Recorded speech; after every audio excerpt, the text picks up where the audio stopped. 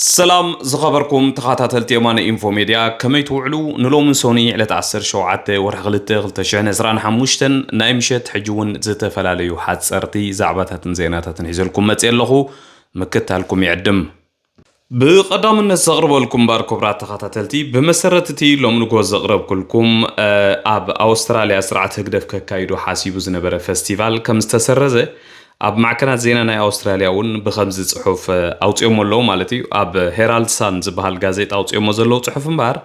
Meribek Council blocks Eritrea National Communities Council from holding event at Coburg Town Hall amid fears of violence يبلالو حجي كم تنفولت أو سرعة تقدف اب ملا عالم انت عينت محاورات زرقي خمس نبرة بسنك حمكتنا بز خطر دات غليها تزغرمكم اب ترى اداراشاتنا والقسبات قلونا يكونن زحزن يروم قدم حجي نيرتراوያን ኮሚኒቲስ ንስደተኛታት ተባሂሉ ዝወሃብ ኣብ ኩሉ ዓለማት ኣሎ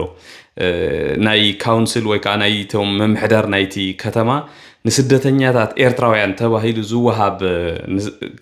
ከምዛ ዓይነት ኣዳራሻት ብሙሉኡ ዝስርዓት ዝሓለፈ ዓመታት ናምንታይ ይኸውዕሎ ጸኒሑ بتزاور مقد እንዳገበረ ቀስ በቀስ ኣብ ትሕቲ ቁጽር ብምታው ናብ ናይ ፕሮፓጋንዳ ናይ ጽልእን ገንዘብ መእከብን ካልእ ዝተፈላለ ናይ ስርዓት ህግደፍ ንጥፈታትን ይኸውዕሎ ጸኒሑ ማለት እዩ ሕጂም ባርትሪ ወዘለኹም ኣብዚ ሜሪቤክስ ባል ካውንስል ነቶም ኤርትራ ናሽናል ኮሚኒቲ ዝበሃሉ ካብቲ ኢቨንት ኣብቲ ካውንስል ኣብ ናይ ካውንስል ገዛ ማለት ሃል ኣብቲ ገዛ ኣብኡ ክገብሩ ዝሓሰቡ እዮም ደወቢልዎም ዘሎ እዚ ድማ بمتحببار ناي بوليسن ناي تختما كونسلن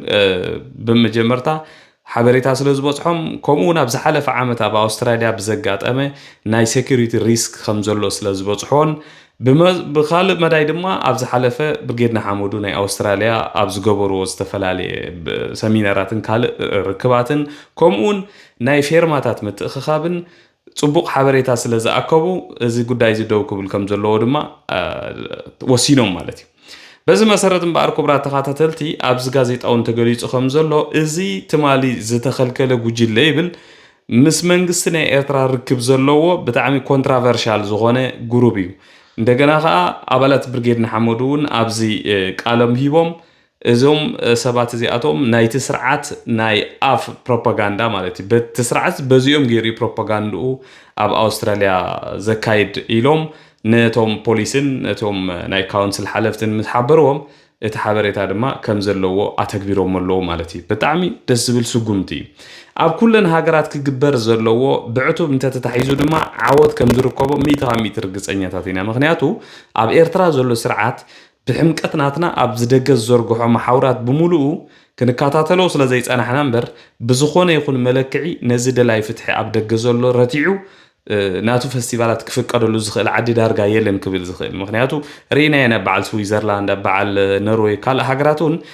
عتوب تتحيزو غداي اندحر انصار برغدنا انصار ناي هيغده فستيفالات اب زعدي بحقاو منقد انتخيد كايو ولا حنتو نزعنقف نغير يلن تسرعات تغوارو سلازفلت ابت خمز عينت كتعات اي مصني ولا قسيس كايمون ابيت فرد يمصني تزغبرو تصونح انتي بشم سدتنياتات بشم ناتنا مالتي بشم نايزت كله تقالاساي زوسدو ادراشاتن كالان اتبوكو مزميزوم يفلطو سلصنحو نعو كتقوم لصنيهم سلازي اب نفس وكف تقوم لن زلو هاغرات ولا بشمنا وسيدوم زلو ادراشات يكون كال استفلالي طقمتات كحدوغ يزلو مغنياتو نايت سرعت دغفت تخوينم ابتا ابتي صبق الله زبلو زلو سرعت اب خويدم طرحيم فيستيفال كغبرو زخلو سو برغيد محمد استراليا حجون دغيمه دغاغيمه بتاع خمسغنوكم فتو صبق سرعت سرع لكم ويل دان keep it up كاتيله زغربوا لكم كبرات تخاتلتي لو ما عنتي كاب ازيو دس بلني اقبابلا ناي ابالات برغيد نحمدو اب تግራይ ዑደት ዝገብሩ ዘለው اب ከተማ ዕዳጋ ሐሙስ بحزب تግራይ ኩሎም ደለይት ፍትሒ ማለት እዩ ከም ዝትሪእዎ ዘለኹም ዳርጋ ኣነ መቸም ኣብዚ ሓለፈ 6-7 ዓመት ንበሎ ነዚ ህዝብ ናይ ህዝብ እዚ ولا بحزب ህዝብ ጥራሕ ዘይኮነ በመሪሕነት ደረጃ በخمዚ نخرخب بخمزي إذا كله نزارب وزلنا دم أمانجو زي سلامي زدلي أمانجو بسلام كنبرالو نبلو እዚ ልዕሊ 30 ዓመት ዝኸውን ሓሪምዎ ዘሎ ህዝቢ ብከምዚ ደረጃ ህዝቢ ትግራይ ነቶም ኣባላት ብርጌድ ንሓመዱ ተቐቢልዎም ኣሎ እዞም ኣብ ዝሓለፈ ሰሙን ዝጠፈሹ ነጋዶ ዝተፈላለዩ ትንታነታት ክህቡ ዝቐነዩ ድማ በዚ ቪድዮ ዝሪኦም እንታይ ከም ዝዛረቡ ሕጂ ሓቢርና ንሪኦ ኸውን ማለት እዩ በዚ ኮይኑ በቲ ግን ህዝቢ ትግራይ ማለት ጭዋ ህዝቢ እዩ ክንብል ከለና ካብ ዜሮ ተበጊስና ኣይኮነን እዚ ኩሉ መዓት ኣብ ርእሱ ወሪዱ ኣብ ዝሓለፈ ዓመታት ምናልባት እቶም ንዑ ሽግር ዘውረዱ ሰባት ከምቲ ዝገለጽናዮም ኮይኖም ማለት እዩ እዚ ህዝቢ እዚ ግን ክንድግፎ ከለና ብምኽንያት ኢና ኣብ ጎኑ ክንከውን ከለና ብምኽንያት እዩ እዚ ህዝቢ እዚ ከምዚ ገይሩ ከም ዝቕበል ከምዚ ከም ዝኾነ ባህሪኡ ከምዚ ከም ዝኾነ ናቱ ስነ ልቦና ኣጸቢቕና ስለንፈልጥ ኢና ናይ ብሓቂ ግን ኣብ ዝሓለፈ ኣዋርሕ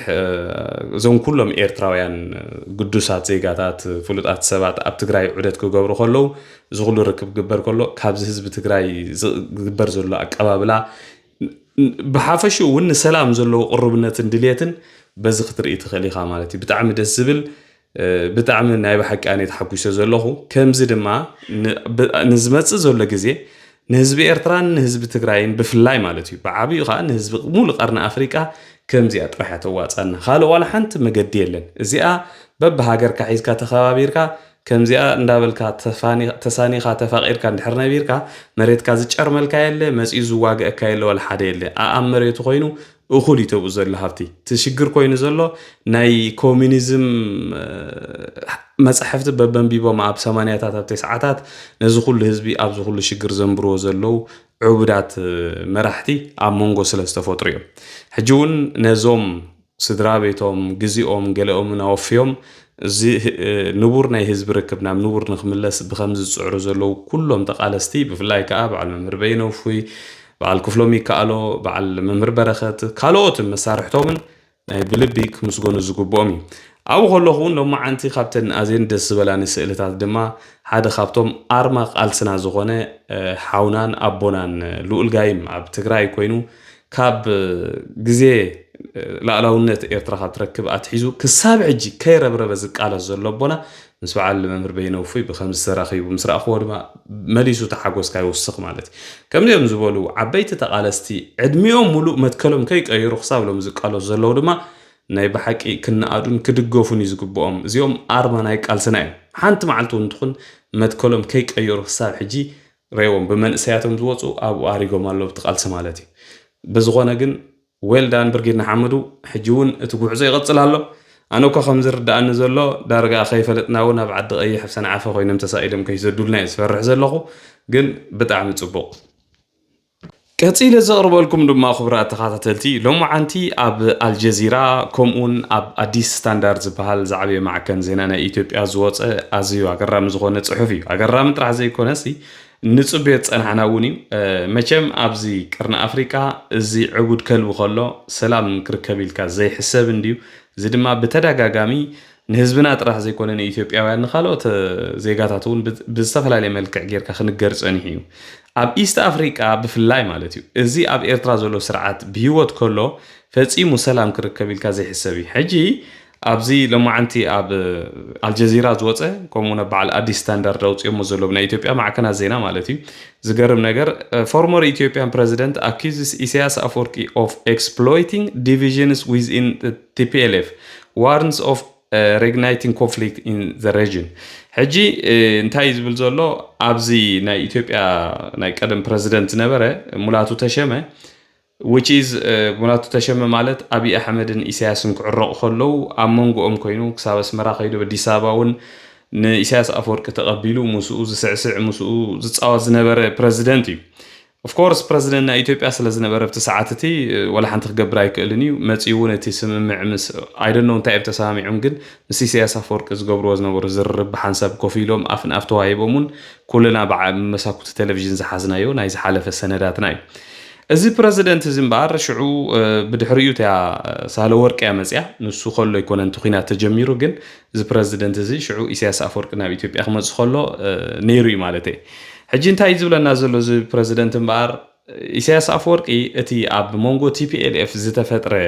ፍልሊ ብምዝማዝ ኣብ ኢትዮጵያ ዳግማይ ኩናት ንምፍጣር ወይ ካብቲ ከባቢ ዳግማይ ኩናት ንምውላዕ ብዝለዓለ መልክዕ ይዕር ኣሎ ስለዚ ይብል እዚ ሕጂ ዝገብሮ ዘሎ ስራሕ ብግቡእ ብቕልጡፍ ደው ክብል ክኽእል ኣለዎ ዊ ማስት ኣክት ዝብል ሓደ ኣገዳሲ ዝኾነ ዘረባ ተዛሪቡሎ እዚ ፕረዚደንት እዚ እምበር ብዘይ ዝኾነ ይኹን ሓበሬታ ብዘይ ዝኾነ ይኹን ነገራት ከይተዓዘበ ከምዚ ኢሉ ክዛረብ ከም ዘይክእል ኣብ ግምት ክነእትዎ ይግባእ ማለት እዩ ሕጂ እንታይ ኣብዚ ከባቢ ኩናት ዘይተርፍ ነገር እዩ እቲ ምስኪን ዝኾነ ህዝቢ ኤርትራ ግን ብጣዕሚ ይሕዝነካ ሕጂ እውን ትማል ርኢኹም ኢኹም ናይቲ ኩናት ክገብርዎ ዝደለይሲ ተስካርዮም ዝገብሩ ነይሮም ትማለ በስመራ ማለት እዩ ናይ 50 ዓመት ዝነበረ ናይ ጽልኢ ጎስጓስ ኣምፂኻ ኦፍ ኮርስ ኣይተፈጸመን ገለ ማለት ኣይኮነን ግን እቲ ናይ ጽልኢ ጎስጓሲ ኣብ ዝሓለፈ 5 ዓመት 4 ዓመት እንታይ ኢሎም ይዛረቡ ነይሮም ከማን ቁሩብ ካፍሩ ዘይክእሉ ፍጡራት ትማሊ ንግሆ ኣብ ኣስመራ ውፅኦም ነቲ ህዝቢ ምስኪናይ ኣዴታት ዳርጋ ብጃማ ገይረን ኣብ ጎደናታት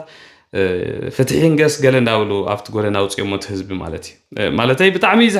ዝገርም እዩ እቲ ህዝቢ ምስኪን ህዝቢ እዩ ግን ሕጂ እውን ንኹናት ይዳለዉ ከም ዘለውን ዝተፈላለየ ሓበሬታ ኣሎ ማለት እዩ ብዓብዪ ከዓ እዚኦም ከምዚ ዓይነት ሰባት መንግስታት ስለ ዝኾኑ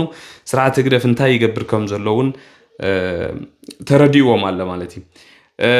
ብዓብዪ እንታይ ዝብል ዘሎ እዚ ፕረዚደንት እምበር 2018 እውን ኣብ ኢትዮጵያ ብዘጋጠመ ምፍልላይ ወይ ብዘጋጠመ ኩናት ንዑ ተጠቂሙ ኣብ ውሽጢ ኢትዮጵያ ኣትዩ ብዙሕ ምምዝማዝ ከም ዝገበረ እዩ ነዚ ኢሳያስ አፈወርቂ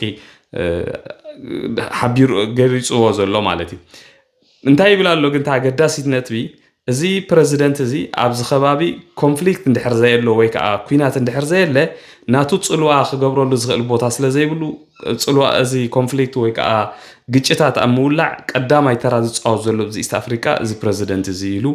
ብግቡእ ኣቐሚጥዎ ኣሎ እዚ ዝዓበየ ድማ ነቶም ኣብቲ ከባቢ ዘለዉ መራሕቲ ኦፍ ኮርስ ይፈልጦ እዮም ንኢሳያስ አፈወርቂ እንታይ ከም ዝገብር ግን ኣብ መወዳእታ ዳርጋ ብኩሉ ነገር እንዳጸለሞቶ እዩ ዝመስል እዚ ውልቀ መላኽ እዚ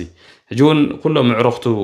ኣብቲ ከባቢ ፈጢርዎም ዝነበረ ብዝሓለፈ 5 ዓመት ንሕና ናይ ኣፍሪቃ ናይ ቀርኒ ኣፍሪቃ ወሰንቲ ኢና ከምዚ ኢና እንዳበለ ብሶማል ብገለገለ ቢልዎም ዝነበረ ብምሎም ዳርጋ ከሲሩ እዩ እዛ ዝሓለፈት ናይ ኤዩ ዝነበረት ኣብ ኣዲስ ኣበባ ኣኼባ መበል 38 ድማ ፅቡቅ ጌራ ዝያዳ ፍሽላት እያ ዋላ እቲ ናይ ሶማሊ ፕረዚደንት እውን ኣብኡ ነይሩ ምስ ኣብይ ኣሕመድ ኮሸምሸም ይብል ማለት እዩ በዚ ኮይኑ በቲ ዝሎም መዓንቲ ኣብ ማዕከናት ዜና አልጀዚራን ካልኦን ወፂኡ ዘሎ ሓበሬታ ኣዝዩ ኣገዳሲ እዩ ህዝቢ ድማ ክፈልጦ ንሕና ድማ በዚ መሰረት ንህዝብና ሓበሬታ ነመሓላልፍ ኣለና ኣብቲ ከባቢ እንታይ ይፍፀም ከም ዘሎ ንህዝቢ ኤርትራ እንታይ ተዳልዩሉ ከም ዘሎ ሓበሬታ ነመሓላልፍ ኣለና ማለት እዩ ብኻልእ መዳይ እውን ክቡራት ተኸታተልቲ ምስኡ ተኣሳሰረ ማለት እዩ ኣብይ ኣሕመድ ብተዘዋዋሪ መገዲ ገይሩ ብዝተፈላለየ መገዲ ንኢሳያስ አፈወርቂ ዘለቆሖ ገንዘብ ወይ ከዓ ዝእውዶ ገንዘብ ይሓትት ከም ዘሎ ብዙሓት ማዕከናት ዜና ይገልጻ ውዒለን ኣለዋ እዚ ምናልባት ብወግዓዊ ደረጃ ብመንግስቲ ናይ ኢትዮጵያ ዝወፀ ሓበሬታ እኳ እንተዘይሃለዎ ግን ዝተፈላለየ ፅሑፋት ይወፅ ኣለዉ ግን እስከ ኣብቲ ሽዑ እዋን መቸም ኣብቲ ፍቕሪ ናይ ኢሳያስን ኣብይን ኣብ ዝነበረሉ ኩሎም ደገፍቲ ስርዓት ህግደፍ እውን ዳርጋ ናብ ኢትዮጵያውያን ኣብ ዝተቐየሩሉ እዋን ከምቲ ዓንተ ወይ ንጎውን ዘቕረብኩልኩም ሰነዳትና ንግንፅል ኣለና ሞቲ ሰነዳት ምክንያቱ ሰነዳት ተታሒዙ ስለ ዘሎ ኣብዚ ጽሑፍ እዚ እንታይ ዝብል ትሪኡ ኣለኹም መሲልኩም ኣብይ ኣሕመድ 5.2 ቢልዮን ብር ንስድራ ስዋኣት ደበስ ከፊሉ ዝብል ቅድሚ ሕጂ ኤርትራ ሜድያ ኔትወርክ ዝብል ዘውፅኦ ጽሑፍ ረእይዎ ኢኹም ሕጂ ረእይዎ እዚ ጽሑፍ እዚ ከይተረፈ እዮም ኣውፅኦም በቃ ኣብይ ኣሕመድ ናይ ኤርትራ ናይ ስዋኣት ስድራ ቤታት ገንዘብ ይዕድሎም ኣሎ እንዳበሉ እዮም ንህዝቢ የታልሉ ነይሮም ማለት እዩ ኣብ ኤርትራ ዘሎ ህዝቢ ግን ኣይኮነን ዶ ናይ ስዋኣት ገንዘብ ክቕበል ኣብ ኢትዮጵያ ኣብ ትግራይ ኩናት ንኣብይ ኣሕመድ ክሕግዙ ድዮም ወላ ካልእ ድዮም ዝኸዱ ኤርትራውያን ዝተሰውኡ ከማን ኣይተነግሩን በቃ ከም ሰብ ከማን ኣይተሓስቡን ኣይኮነን ገንዘብ ክወስዱ ማለት እዩ ሳቶም ግን ኣብቲ እዋን እቲ ፕሮፓጋንዳ ናይ ደገፍቲ ህግደፍ እንታይ ነይሩ እዚ ነይሩ ብዝኾነ ኮይኑ ግን ባዕሎም እዚ ገንዘብ እዚ 5.6 ቢልዮን ብር ማለት ብዙሕ ሚልዮናት ዶላር እዩ ተረዲኹምኒ እዚ ገንዘብ ዝምባር እንድሕር ሂብዎም ኮይኑ ሕጂ ክመልስሉ እዩ ዘለዎም ወላ ሓንቲ ንሕና ዘዘራርብ ነገር የብልና ብዝኾነ ኮይኑ ግን እዚኦም ሰባት እዚኦም ነዚ ሃገር እዚኣ እውን ህዝቢ ኤርትራ ዘይፈልጦ ዘይተኣደነ ዕዳ ገዲፎም ላይ ከድኹም ዘለውን በዚ ፅሑፋት ዝኸውን ክትሪኡ ትኽእሉ ኢኹም ትዝገርም ነገር ትድንቁርና ናቶም نتعبيت نحسدنا ندمقرنا نصل نقرحنت خبلو زرغحو فيديوهات زحالف سلست عامت تግራይ አትዮም ታቤላ ጽሒፎም ኣብ ኣውቶቡሳት መኪና ኣጽዋር እንዳወሰዱ ኣብ ኬላ ኮይኖም ሰብ እንዳጋፍዑ ንጋዜጠኛታት እንዳኸልከሉ ማዕጾ እንዳሰበሩ ገለው ኣብ ተንቤን ኣትዮም ምስታንከታትና ኣቲና እንዳበሉ ንትዕቢት ክብሉ በቃ ንትምክሕቲ ክብሉ ዘርግሖ ቪድዮታት ሕጂ ተመሊሱ ከም ዝሃድኖም ዘይምፍላጦም ይትድንቁርኖ ኣብቲ እዋንቱ ንብሎም ነርና ኢና ሰኢልኩም ዘርግሖ ጽባሕ ንጎ ግን በዚ ትዝርግሖ ዘለኹም ቪድዮታት ባዕልኩም ክትሓዙ ኢኹም ኢልና ይምና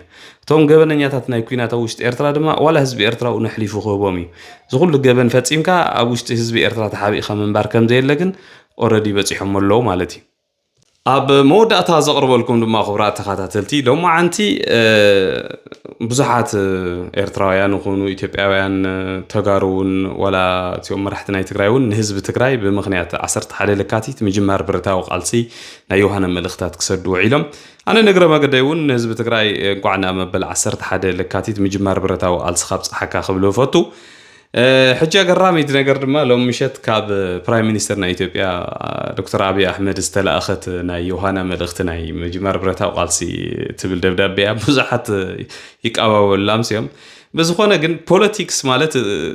ከምዛ ትሪእዋ ዘለኹም እያ ትማሊ ንግሆ አብይ አሕመድ ኣብ ቴሌቪዥን ወፂኡ እቲ ን40 ዓመት ልዕሊኡ ዝተኻየደ كجرمكم عب مبلغ 47 ديو ما برا 8 زنبرنا مجمر برتا قالتنا حزب تግራይ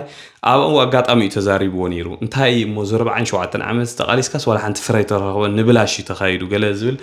መግለጽ ይው ነይሩ በቪዲዮ መልክዕ ማለት እዩ ሕጂ ድማ ተመሊሱ እዚ ናይ ህዝብ ትግራይ ናይ መበል 11 ለካቲት ምጅማር ቁኑዕ ከም ዝነበረ ነብቲ እዋንቲ ኣማራጽ ናይ ዲያሎግ ወይ ናይ ስምምዕ ዝኾነ ይኹን ብዘረባ ስለ ዘይነበረ ህዝብ ትግራይ ዝወሰደ ስጉምቲ ጽቡቕ ነይሩ ኣብ ዝሓለፈ እዋናት ብዙሕ ቁሩብ ምቁርቃስ ኣጋጢምና ነይሩ ቅርሕንቲ ሕጂ ግን ናብ ሰላም ተመሊስና ክንዘራረብ ምኻልና ብጣዕሚ ደስ ዝብል እዩ እንቋዕ ጽሓካ ኢሉን ህዝብ ትግራይ ሕጂውን ከምታ ናይ ቅድሚ ሕጂ ዝነበረ ደብዳቤ ዓይነት ተጻሒፋላ ኣሞዳታ ግን ታ መልእኽቲ እንታይ እትብል ሕጂውን ኣብ ትግራይ ሓሓሊፉ ነዚ ናይ ሰላም ስምምዕ ወይ ከዓ ብዝርብ ዝፍታሕ ሽግር ገገዲፎም ኩናት ዘዋጣው ዝተፈላለዩ ሰባት ስለ ዘለው ነዚኦም ኣደብ ንኽገብሩ ንገርዎም ዝብል መልእኽቲ እውን ኣመሓላሊፉ ኣለዉ እዚ ብሓፂሩ ግን ኣብ ዝሓለፈ ሰሙንን እዛ ሰሙን እዚኣ ዝሕለፈን ብትግርኛ ቋንቋ ጽሒፉ ዝሕልፎ ዘሎ መልእኽታት ነቶም መራሕቲ ናይ ትግራይ ዓቢ መልእኽቲ ምዃኑ እዩ ዝርዳእካ እቲ መልእኽቲ ንምንታይ ዕላማ እዩ ግን ዳርጋ ዝተፈላለዩ ትንታነታት እዩ ዝወሃበሉ ዘሎ